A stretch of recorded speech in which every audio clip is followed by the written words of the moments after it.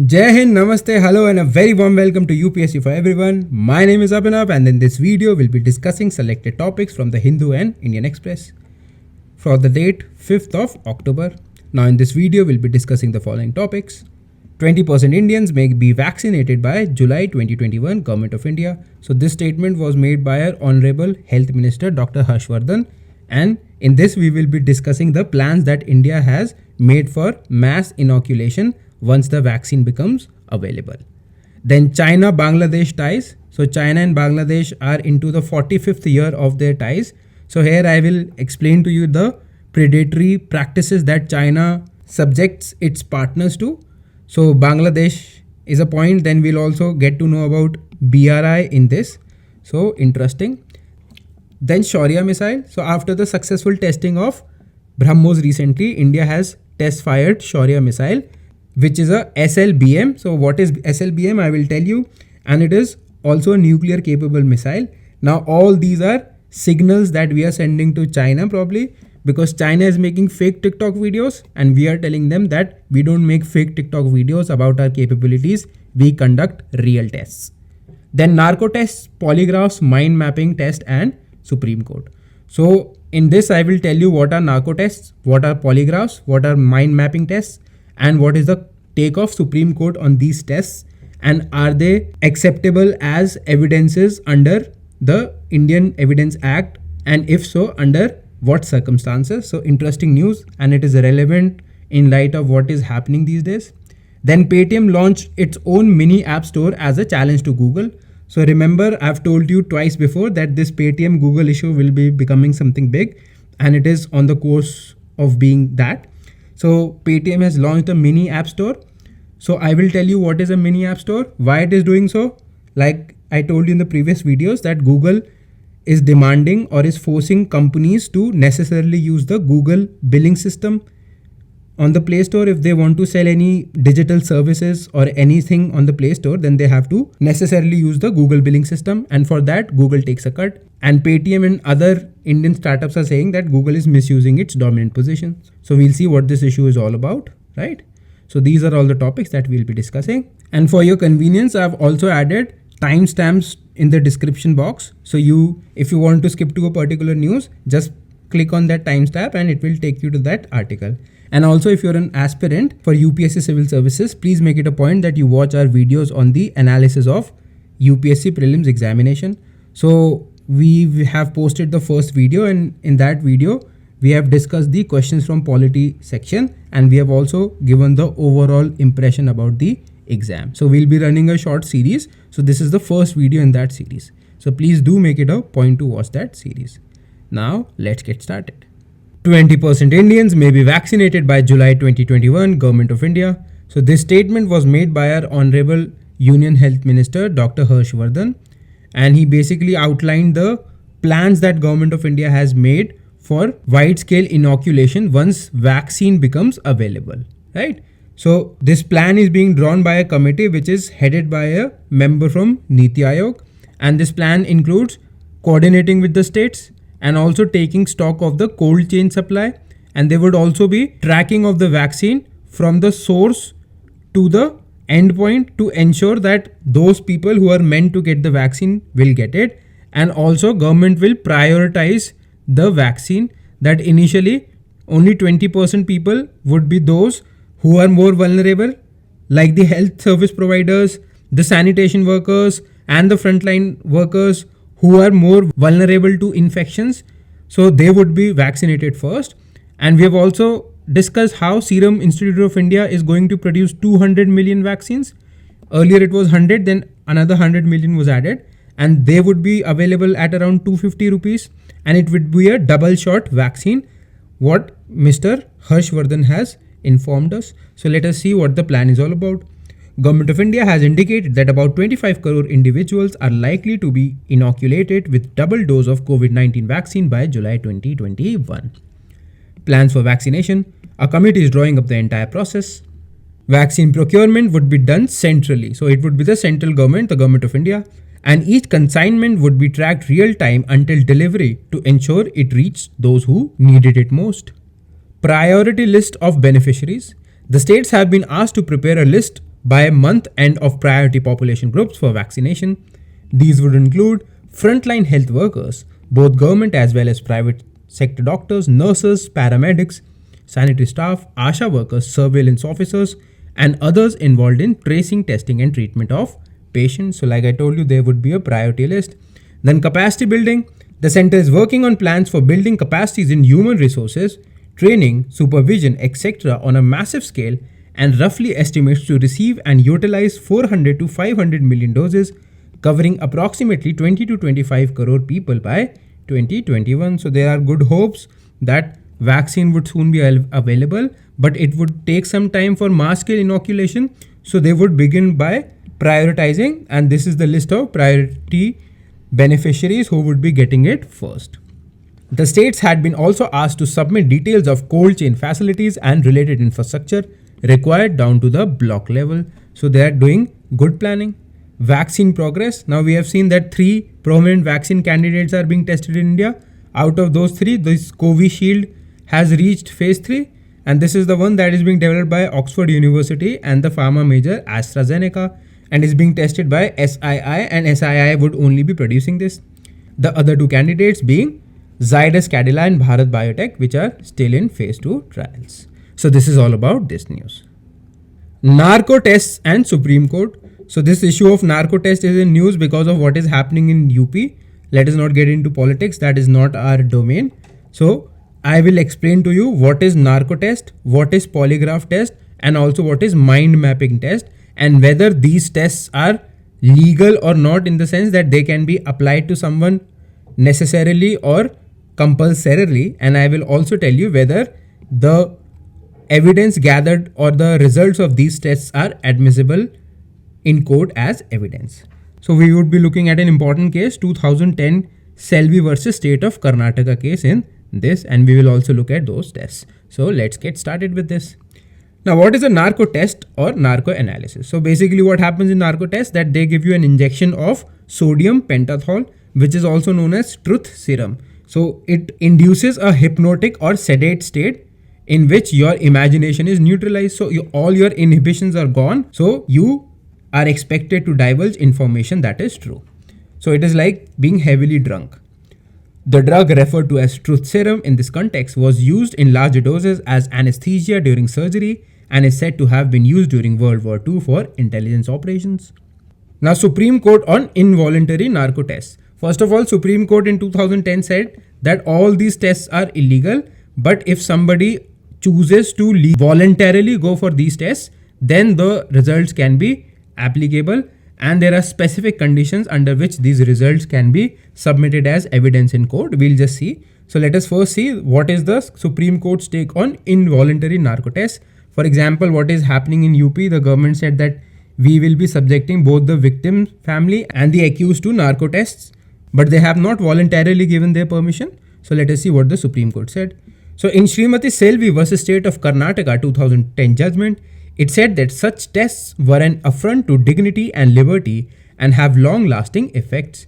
So basically, Supreme Court does not agree with involuntary tests. The court observed compulsory administration of the techniques like narco analysis tests constitute cruel, inhuman, and degrading treatment in the context of Article 21.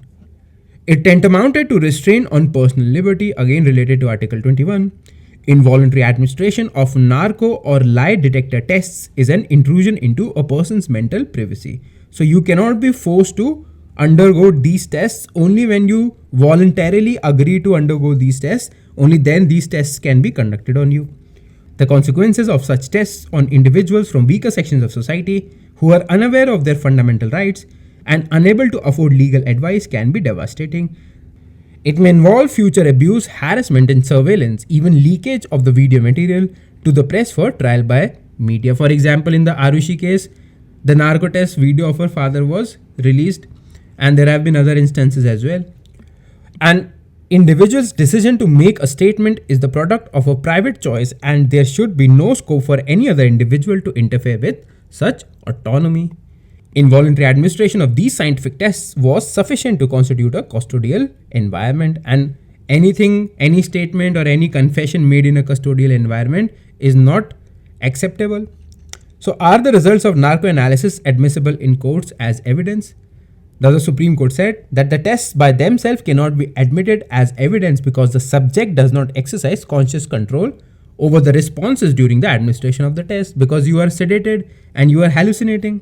However, any information or material that is subsequently discovered with the help of voluntary administered test results can be admitted in accordance with Section 27 of Evidence Act 1872. So relevant part, Section 27 of Evidence Act 1872, you never know what UPSC might throw at you, so be prepared for everything. So what you say during a test is not admissible, but if they find some evidence on the basis of what you said, then that could be construed as an evidence under Section 27 of Evidence Act 1872.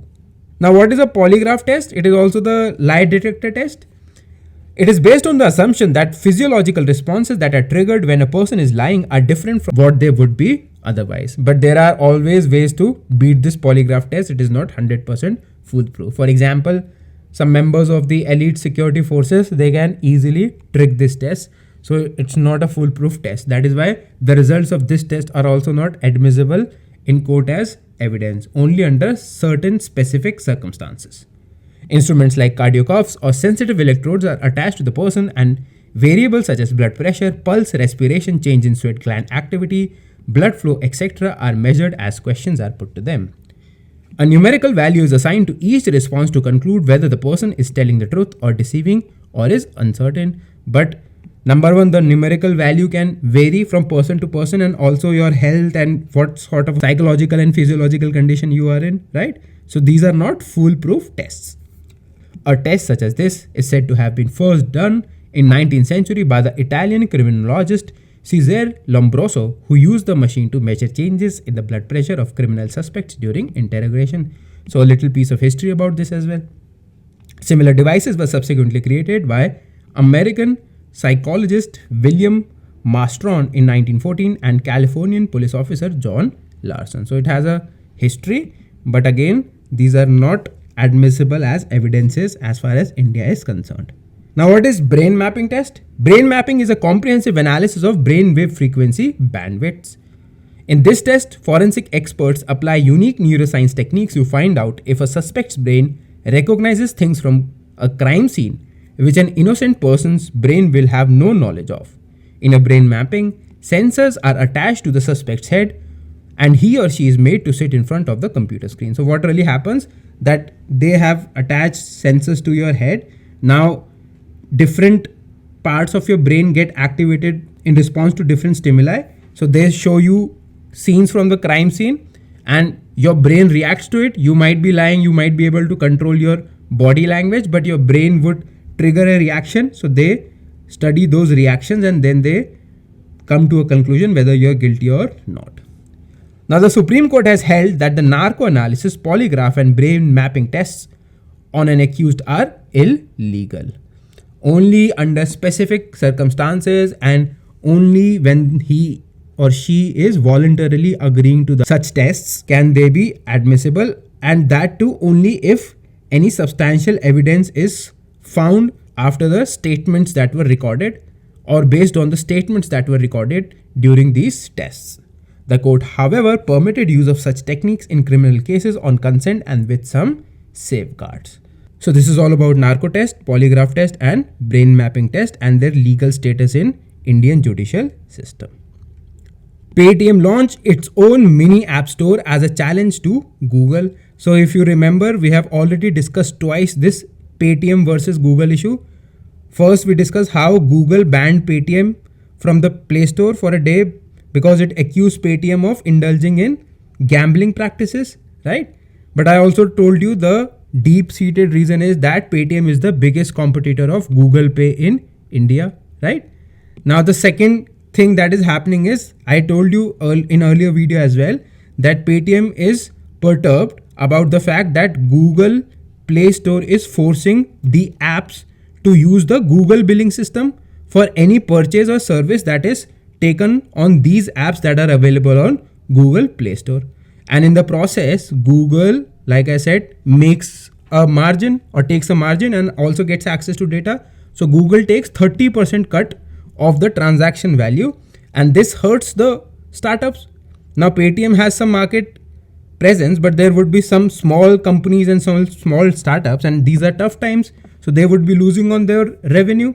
And they're saying that Google is compulsorily forcing these companies to use the Google billing system, and it is not giving them other options. So they say that Google is misusing its dominant position in the market, but Google's response is that its policies are fair. So let us see what are mini apps. Mini apps are basically their copy of your apps, but you don't have to necessarily download them. You can have all the features of an app, but you don't have to download them. So Paytm is launching a mini app program on its own app. So if you want to, for example, Domino's and 1mg Spencer, they all are there. So you don't need to have a separate Domino's app. You just go to Paytm and use the Domino's platform. Now the advantage is that on that, first of all, Domino's can host it for free, and whatever payment that you're making, you can either make through Paytm or any other method, or your credit card, UPI, whatever you like. There is no compulsion like Google billing system here. So Paytm is trying to rally other Indian startups, and many startups are backing Paytm in this initiative. So let us look at this issue. Paytm has announced the launch of its mini app store to support Indian developers in taking their product to the masses. Now, what is the problem with Google? Like I said, with Paytm at the forefront, Indian startup founders have been voicing displeasure against Google over the US company's requirement that apps use Play Store's billing system for in-app purchases of digital goods. Google levies a 30% commission, which is way too much, on any transaction made for a digital product or service through its in-app billing system. Startups say that Google is taking undue advantage of its dominant market position, while Google says that its policies are fair. Now, what are mini apps? I have already told you. They are custom-built mobile websites that give users app-like experience without having to download them. Now, about the program. The new program that comes with the developer dashboard for analytics and payments collection, along with various marketing tools to engage with the users. So, good features. Listing and distribution of these mini apps within Paytm would be provided free of charge. I told you that. Further, the app developers will be able to give a choice of payment wallet, Paytm Payments Bank, UPI, net banking, and cards to their users for carrying out payments. So they don't necessarily have to use one particular system, because whenever there is a monopoly, there is also abuse. Paytm will add a new section to its main application wherein these mini apps will be listed and can be accessed by Paytm app users. So how many service providers have joined the program?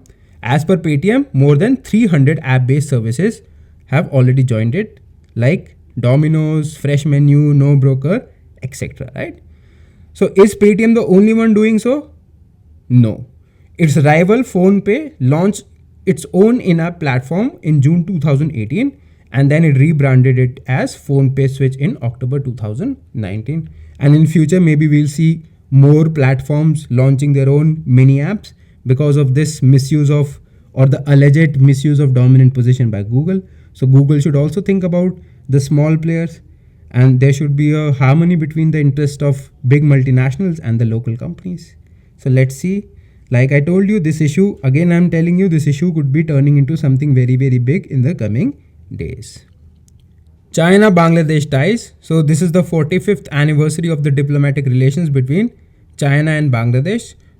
So nothing much to explore there, but in this we'll explore BRI and the predatory practices that China is doing with all the countries and also with Bangladesh. For example, China promised to Bangladesh that it will give it free medicine or the free vaccine to Bangladesh, and Bangladesh was supposed to be a candidate for clinical trials. That is what the Hindu reported, and you know Hindu and China. But the reality is that China is asking money from Bangladesh for conducting clinical trials in Bangladesh. So this is the double standard of China. So China has basically betrayed Bangladesh, and China has also betrayed Myanmar. So there was a high level delegation of our foreign secretary and our army chief to Myanmar, and such visits are very, very rare. And the reason is that Myanmar and China are at bad terms, and now Myanmar is looking to dump China and it is looking for an alternative partner. So in coming days, we could see India and Myanmar coming much, much closer. And it is obvious because China on one hand is cutting deals with Myanmar government. On the other hand, it is arming the rebel forces in Myanmar. So it is playing both sides. So this was bound to happen. And its whole BRI project would also be looking at failure in future, because I told you in yesterday's videos as well that most of the countries that have taken loan for this project, they are seeking deferment of payment, or they are asking China to let go of these loans because they are not able to pay, more so because of this COVID situation. Xi pitches for closer ties with Bangladesh, seeks BRI push. The nations celebrate 45th anniversary. Now, China's role in Bangladesh, with over 26 billion Chinese investments and $38 billion funding commitments, Bangladesh is one of the largest recipients of China's massive infrastructure project. China has also offered zero tariff treatments to 97% of Bangladesh exports by adding 5161 more items to the existing of 3095 duty products. But then again, Chinese and double standards. Bangladesh is among a dozen countries where the clinical trials of Chinese vaccines are underway. Not true. Now China is asking Bangladesh to pay up. About BRI, I've already told you, BRI seeks to build rail, maritime and road links from Asia to Europe and Africa in a revival of ancient silk trading routes. I'll just show you a map. So you can take your screenshot. I'll show you a couple more. So this is what it's supposed to be. This is railroad, right? These are proposed corridors. This is CPEC, which is very, very important. Then it is also running through Myanmar. And originally this plan also had Kolkata, but India did not join because this CPEC is running through POK. And if we were to join BRI, that would mean that we would be giving legitimacy to this POK region. Gilgit-Baltistan we would be accepting for all practical purposes that both the Shaksgam Valley and Gilgit-Baltistan are not ours. Shaksgam belongs to China and POK belongs to Pakistan. We would never accept that, right? And it has basically two components. One is the road component, other is the sea component, and both the road and sea would be converging at Venice in Europe. So this is the whole map. I'll show you one more. Take your screenshot. Now this is the second one, high definition, but just remove Kolkata. Kolkata is not a part. Yes, Colombo is, Kuala Lumpur, Jakarta, then Africa and sea converging in Venice. And I've already told you why they want to build this, because they want to have gas connections as well and oil as well. If this is a big railroad, they can transfer stuff, because this is the Indian Ocean region. India is right in the middle of Indian Ocean region. This is Africa. This is the Pacific. This is China. And 85% of Chinese oil passes through this strategic Strait of Malacca. These are Andaman and Nicobar Islands, close to Strait of Malacca, right? We discussed this in detail in yesterday's video, right? So China is scared that India could stifle its path, because China is also showing aggression to India. So in future, more so now that India is in the process of formalizing Quad, this region could be increasingly be dominated by the Quad powers. The three Quad powers have competency in Pacific. Now they could be entering Indian Ocean. So this whole region could become out of bound for China. So that is why China is hedging its risks and it is investing in this project. But because of this COVID problem and the unsustainable economic model, this project is going to fail in future. Now India's concerns, like I said, see, this is the CPEC running through Gilgit-Baltistan. This is the CPEC, then whole Pakistan. If we agree to CPEC, that means we are agreeing that Gilgit-Baltistan and POK is part of Pakistan, which is not our stand. We have always protested against this and we will continue to do so. Besides Pakistan, where China initiated $60 billion as part of CPEC, China has stepped up its huge infrastructure investments in Bangladesh, Nepal, Sri Lanka and Maldives, raising concerns about growing influence in India's immediate neighborhood. Debt diplomacy. The initiative has attracted allegations, especially from US, of debt diplomacy after Sri Lanka handed over its Hambantota port. This port is also very important, and it has handed over this port to China-run firm for the next 99 years on lease in a debt swap agreement amounting to $1.2 billion. So like China has virtually bought almost half, or one might say entire Pakistan, they're also trying to do the same to other countries. For example, taking over Hambantota port from Sri Lanka for 99 years. Malaysia has also deferred several projects under BRI, citing cost revaluation, and Myanmar is also doing the same. So this project could be in doldrums in coming days. About Shaurya Missile. Now why are we discussing it? Because India recently successfully test fired this, and if you remember 2-3 videos back, we also discussed how we tested the BrahMos. Now amid the growing standoff, or the stale standoff, or the long winter that we are looking at, India has been testing its weapon systems. Probably as a system of sending message across, like China has been making fake TikTok videos about its army and their capability. So India is giving them reply with real tests. So its successful trial of nuclear capable Shaurya missile was conducted by India. Shaurya is a land variant of short range submarine launched ballistic missile SLBM K-15 Sagarika. So this is a K family, and we'll also get to know what is the K family, which has a range of at least 750 kilometers. It is capable of carrying payloads of 200 kg to 1000 kgs. It is a surface-to-surface tactical missile. These ballistic missiles belong to the K missile family, codenamed after late Dr. APJ Abdul Kalam, which are launched from Arihant class of nuclear submarines. Shaurya, like many of the modern missiles, is a canister-based system, which means that it is stored and operated from specifically designed compartments. So you need specifications, and you have a proper launch system. Land-based is different, air-based is different, and then there is a submarine component. The missile is less vulnerable to anti-ballistic missile defense systems due to its high maneuverability. So that is the plus point, that it can beat the anti-ballistic missile defense system. Now the K family of missiles. The K family of missiles are primarily submarine launched ballistic missiles, and they are very, very important for having your nuclear power, because they act as a deterrent. For example, if India were to face, unfortunately, if India were to face any nuclear attack, then if we have our nuclear powered and nuclear capable, nuclear weapon capable submarines, then we can retaliate. And that is the nuclear doctrine of India. Even in yesterday's video, we discussed about the doctrine. So we believe in no first use against nuclear powers. But if somebody dares to launch a strike at us of a nuclear weapon, then our retaliation will be to the total elimination or destruction of the enemy. So we need to have the second launch capability. This is called second launch capability or strike back capability, that once we face the attack, we have to attack back. So having a submarine based nuclear weapon is very, very important for that purpose. The development of these missiles began in late 1990s as a step towards completing India's nuclear triad. Triad means that from air and from land and from water, from all the three platforms, we are able to launch nuclear weapons. Nuclear triad is the capability of launching nuclear weapons from land, sea, and air-based assets.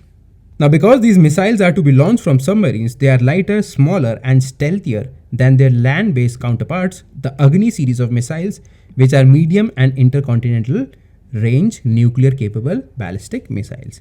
Again, I have told you time and again the difference between a cruise missile and a ballistic missile, right? So a cruise missile is like a UAV, you can change its course, but a ballistic missile, it cannot change its course once you launch it. It basically runs on the principles of physics. India has also developed and successfully tested multiple times the K4 missiles from the family, which has a range of 3,500 kilometers.